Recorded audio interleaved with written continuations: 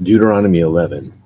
You shall therefore love the Lord your God, and always keep his charge, his statutes, his ordinances, his commandments.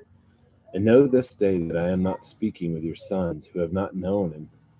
and who have not seen the discipline of the Lord your God, his greatness, his mighty hand, and his outstretched arm, and his signs and his works which he did in the midst of Egypt to Pharaoh, the king of Egypt, to all his land, and what he did to Egypt's army, to its horses and chariots,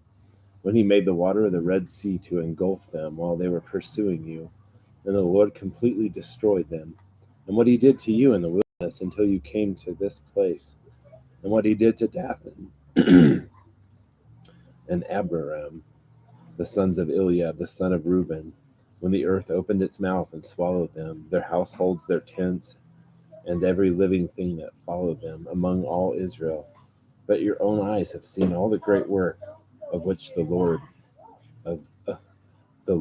work of the Lord which he did. You shall therefore keep every commandment which I am commanding you today, so that you may be strong, and go in and possess the land into which you are about to cross, to possess it, so that you may prolong your days on the land which the Lord swore to your forefathers to give to them and to their descendants, a land flowing with milk and honey. For the land into which you are entering in to possess it is not like the land of Egypt from which you came, where you used to sow your seed and water it with your foot like a vegetable garden. But the land into which you are about to cross to possess it, a land of hills and valleys, drinks water from the rain of heaven, a land for which the Lord your God cares. The eyes of the Lord your God are always on it, from the beginning even to the end of the year. And it shall come about, if you listen obediently to my commandments which I am commanding you today, to love the Lord your God and to serve him with all your heart and all your soul, that he will give rain for you for your land into its season, early and late rain, that you may gather in your grain and your new wine and your oil. And he will give grass in your fields for your cattle, and you shall eat and be satisfied. Beware lest your hearts be deceived, and you turn away and serve other gods and worship them. For the anger of the Lord will be kindled against you, and he will shut up the heavens so that there will be no rain, and the ground will not yield its fruit, and you will perish quickly from the good land which the Lord is giving you. You shall therefore impress these words of mine on your heart and on your soul, and you shall bind them as a sign on your hand, and they shall be as frontals on your forehead. And you shall teach them to your sons, talking of them when you sit in your house, and when you walk along the road, and when you lie down, and when you rise up. And you shall write them on the doorposts of your house and on your gates, so that your days and the days of your sons may be multiplied on the land, which the Lord swore to your fathers to give to them, as long as the heavens remain above the earth. For if you are careful to keep this commandment which I am commanding you, to do it, to love the Lord your God, to walk in all his ways and hold fast to him, then the Lord will drive out all these nations from before you, and you will dispossess nations greater and mightier than you. Every place on which the sole of your foot shall tread shall be yours. Your border shall be from the wilderness to Lebanon,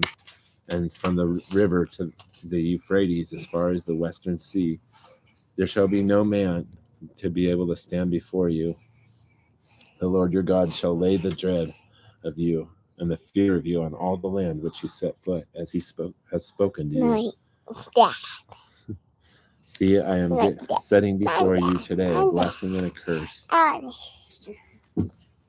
The blessing, if you listen to the commandments of the Lord your God, which I am commanding you today, and the curse, if you do not listen to the commandments of the Lord your God,